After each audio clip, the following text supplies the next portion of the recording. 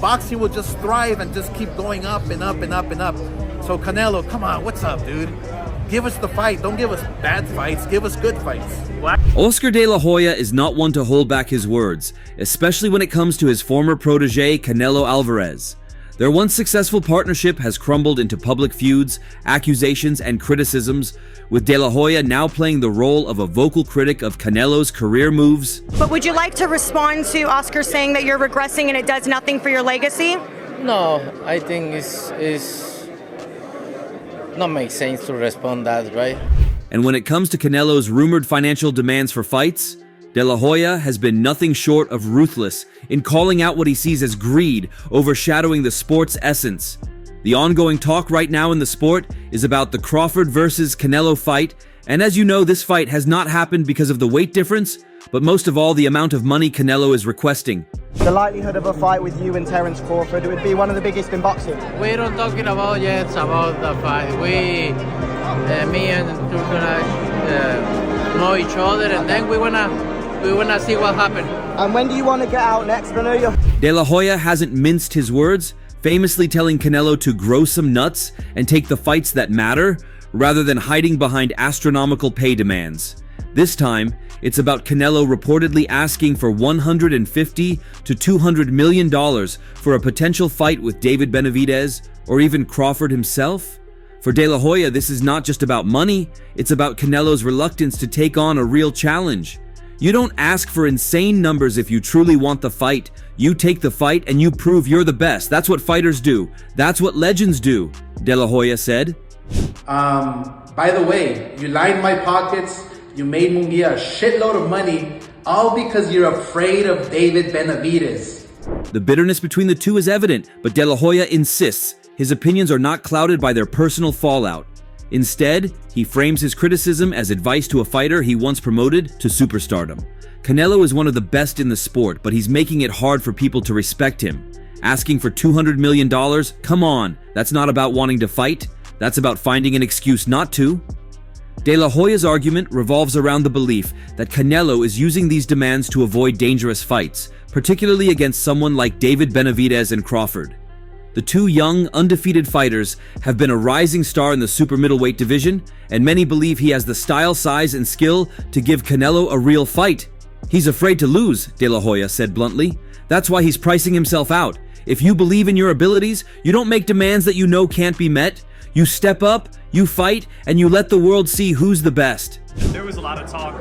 Who would have won at 154? You or Canelo? Oh, okay. Yeah. How do you think it would have won? You around easy, that time? hands down. Yeah. You? Oh, easy. Come on. Why? Why? Because nobody can stop the jab. Nobody can ever stop this jab. The financial aspect has also caused friction with key players in the boxing world.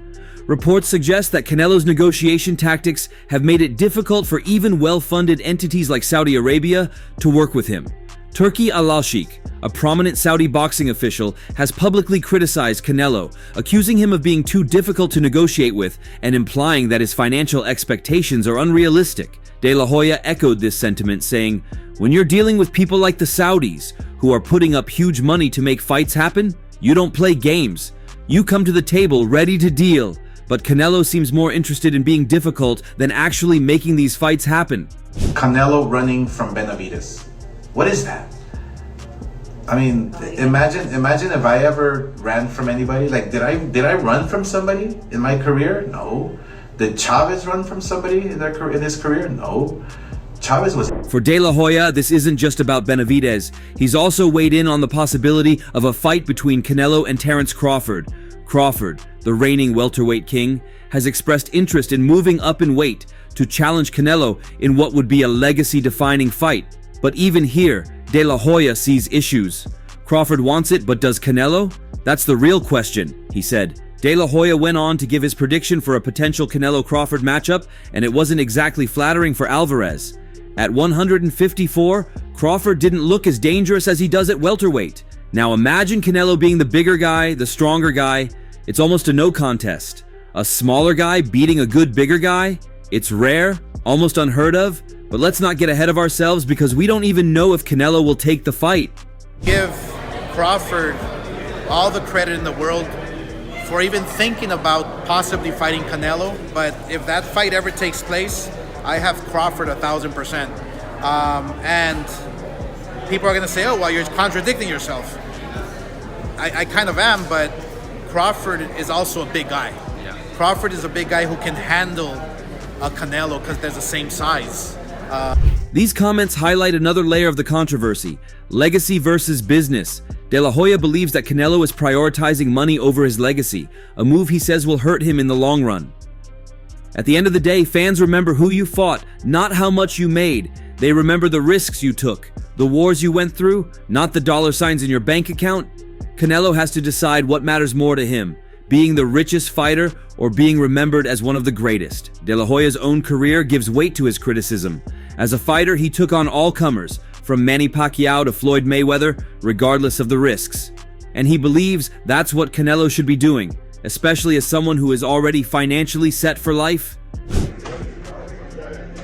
Fighter versus fighter and talent. Obviously, Crawford is the craftier boxer. But Canelo has the size, he has the power, and it's like Aram said, he'll run right through him. It'll be a tough fight, but...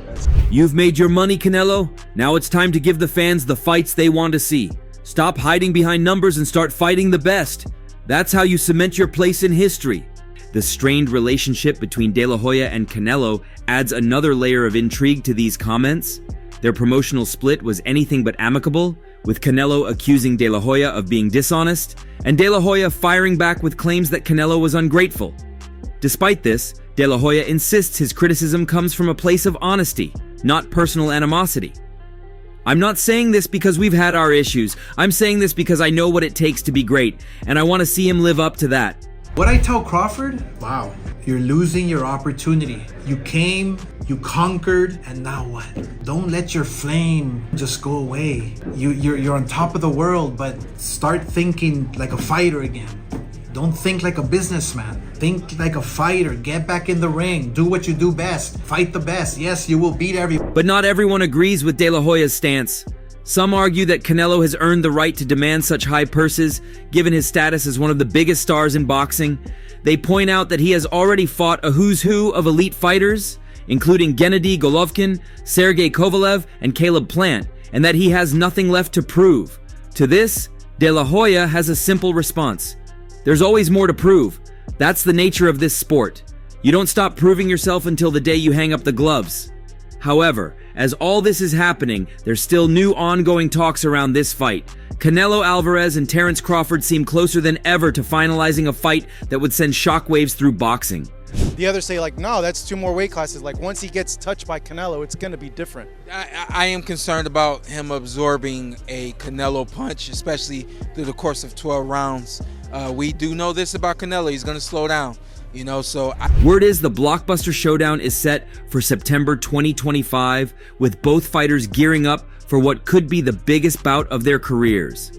While the talks are getting stronger, the deal seems to be nearing its final stages, with reports pointing to Las Vegas as the stage for this epic clash. This fight is the talk of the town because of what's at stake: 2 pound-for-pound kings from completely different weight classes facing off. Crawford has been chasing this fight for months, saying he's willing to jump 2 divisions to take on Canelo for his unified super middleweight titles. That's not just bold, it's historic. Fans can't help but wonder how Crawford's skill will match up against Canelo's power and size. I can't go down anymore. But like he say, when they ask him for the Germonta fight, they don't wanna get credit for that fight. It's the same for me. I don't need to take that fight because everybody's gonna say this too small. Canelo had been brushing off the idea, saying things like, "I won't get credit for beating him," but it seems he's had a change of heart. Reports suggest Saudi boxing chief Turki Al-Sheikh played a big role in getting both sides to the table. Now, advanced talks are happening and the deal is almost done. This fight was a pipe dream just months ago, but now it could practically be in the bag. For Crawford, this is more than just a paycheck. It's about legacy. At 37 years old, he knows his time at the top is running out. After becoming a 4-weight world champion, this would add another chapter to his incredible story. The guy is already an icon, but stepping into the ring with Canelo would take him to a whole new level. The fight will be at 168 pounds, which means Crawford is stepping into a whole new world. Canelo is the king at this weight, having beaten guys like Callum Smith, Caleb Plant, and Billy Joe Saunders. He's got the experience, the power, and the physical edge. But don't count Crawford out just yet. This is a guy who thrives on being the underdog, and his technical skills might be the perfect counter to Canelo's brute force. Interestingly, there won't be a rehydration clause. That's huge. It means Canelo can bulk up as much as he wants after the weigh-in, giving him a significant size advantage. Some fans think this gives Canelo an unfair edge, but Crawford doesn't seem to care. He's ready for the challenge. My good friend, my brother, Terence Crawford, wants to fight Canelo. Yeah. Just from your expert opinion, knowing how Canelo fights, what he's like in the ring, I know you haven't been in the ring with Terence, but what do you think of that fight? I truly believe, that, anything can happen. Even Shakur Stevenson, who's sparred with Crawford, thinks the underdog might pull it off. Honestly, I've been saying this for years now, Stevenson said. I always thought his style versus Canelo would give him the edge. I'm not saying it'll be an easy fight, but Crawford can make it look easy. Canelo's not just walking through his punches, Terence can punch, and that goes for any weight class. That's high praise coming from someone who's been in the ring with Crawford testing his skill. But let's not forget who Canelo is. He's one of the most experienced and dangerous fighters in the world. Sure, some people think he's slowing down, especially after his loss to Dimitri Bivol. But this is still Canelo Alvarez we're talking about. The guy is a beast at super middleweight, and Crawford's stepping into his territory. With Crawford going up, I believe he can put a beating on anybody 154, 160. But not 68. Nah, Benavidez is... Canelo. Yeah. Oh, Canelo. I think he's a smart fighter. He doesn't rely on his power. Crawford ain't a fighter who just relies on his power. Financially, this fight is a monster. Both fighters are set to make ridiculous amounts of money, and it's all thanks to the backing of Saudi Arabia. Reports say Canelo is negotiating a 3-fight deal with Turki Al-Sheikh, which means he could be back in the ring as early as May for a tune-up fight. That's smart business on Canelo's part. By staying active, he'll be sharp and ready for Crawford in September. The absence of a rehydration clause might make things harder for Crawford, but he's not backing down. He's been pushing for this fight for months, and now that it's almost finalized, he's all in. This isn't just another payday for him, it's a chance to make history. If he beats Canelo, it would be one of the greatest achievements in boxing history. If the numbers were right with Crawford, you'll do it. Why not? Why not? I think Crawford don't get me wrong. He's a great fighter. But for me, in my weight class, it's an easy fight. For me, easy money. So if the money is right, I'm in. Because, I don't like to fight guys like Crawford because... Canelo, on the other hand, sees this fight as a way to silence his critics. Lately, he's been under fire for picking safe opponents and demanding massive paychecks. But stepping into the ring with Crawford, that's a statement. It's saying, I'm still the best, and I'll fight anyone to prove it. The boxing world is full of these kinds of talks, and for good reason. This is a fight that could redefine both men's legacies. Crawford is trying to pull off the impossible, while Canelo is fighting to keep his throne. It's a clash of styles, a battle of wills, and a test of greatness. Shakur Stevenson has further doubled down on his belief that Terence Crawford will beat Canelo Alvarez when they square off on the Mexican Independence Day weekend this September. That's crazy. Why would he? Bud looking to try to make history and get out. Get his big bank and get out. His big bank is who? Canelo. He willing to take that gamble, see if he can beat him. If he beats him, he may go fight Benavidez next. If he don't beat him, he say, okay, I'll take it as high as I can go. I'm done. According to Stevenson, Crawford's skill set is unbelievable, and he's been confident in his friend's chances against Canelo for years. It's not just about the technical skill Crawford brings to the ring. Stevenson believes that what Crawford has learned over time, combined with his work ethic, makes him capable of pulling off the upset. I think he's unbelievable, Stevenson told Sean Porter's channel, referring to Crawford. I'm this nice skills-wise because of Bud. I got better over the years, not just being in the ring with him, but being outside of the ring, watching his demeanor, watching what he does in sparring, watching his training camp, and how hard he trains. Stevenson's admiration for Crawford runs deep, painting him as an almost invincible figure in boxing. He dismisses the notion that Crawford is too small to face Canelo, arguing that people underestimate his physicality. He's not as little as people think, Stevenson said. People think he's very small. He's not as small as people think. It's just that he looks like it. When you see him and he gets on the scale, you wouldn't believe that's his weight. Stevenson has no doubts about Crawford's ability to step into the ring at 168 pounds and hold his own. He envisions Crawford looking lean, ripped, and more than ready to compete at super middleweight. I told somebody the other day that he might get on the scale weighing 166, 167, fighting Canelo, and people won't believe how ripped up and cut up he'll still look. He won't look like an overweight Terence Crawford. He's going to look like a solid Terence Crawford, Sean Porter chimed in, echoing Stevenson's confidence. What do you think about Terence Crawford calling out Canelo? You know, I don't like that fight. Why not? I don't like that fight. It's just too much weight. But this belief isn't universal. Critics argue that beating a past his prime Sean Porter in a close fight doesn't translate to defeating someone of Canelo's caliber. Canelo's power, experience, and dominance at 168 make him a formidable challenge for anyone, let alone a fighter moving up 2 weight classes. Porter himself was a solid fighter, but more of a gatekeeper than a benchmark for beating elite opponents like Canelo. There's also skepticism about how Crawford's style will hold up against Canelo's pressure. Crawford has been known to move a lot in the ring, relying on his footwork and defensive skills to outbox his opponents. While that strategy has worked against fighters like Victor Postol and Sean Porter, it might not be enough against a heavy-handed brawler like Canelo. What about Canelo and Crawford? What do you think? That's going to be a great fight, too. I can't believe they made that happen. Turkey's been making a lot of great fights happen. You can't really hate on it. But I'm excited for that. I know Canelo is so big, so strong, and I think he'll be just too big. I mean, weight classes matter for a reason. Last question, Ali. He said...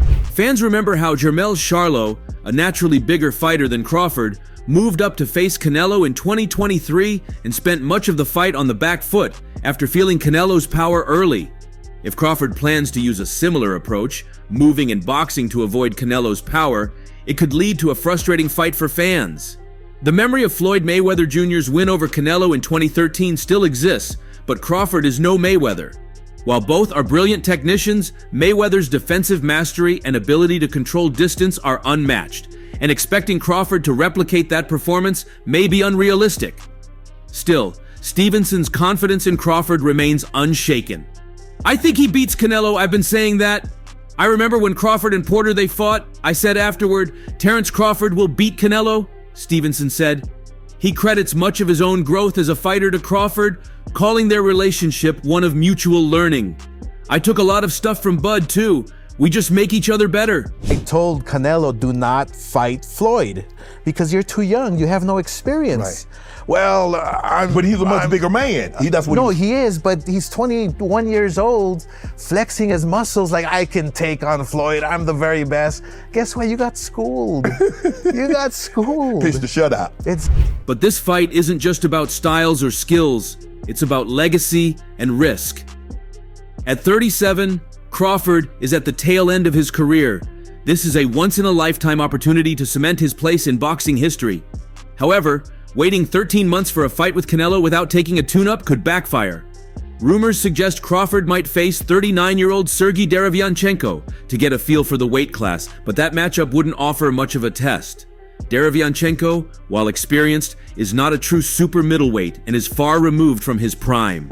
Taking a tune-up fight would make sense, but it's risky. A loss would derail the massive payday and historic implications of a fight with Canelo. For Crawford, the smarter financial move is likely to sit out and prepare specifically for Canelo, even if that means going into the fight without any prior experience at 168.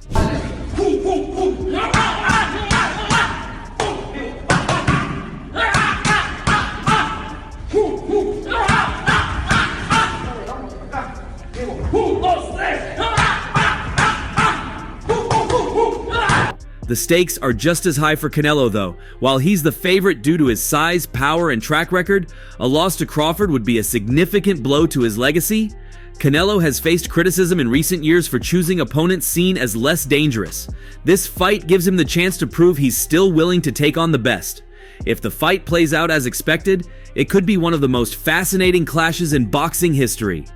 Crawford's technical brilliance against Canelo's brute strength and pressure is the classic boxer dash versus dot dash brawler narrative.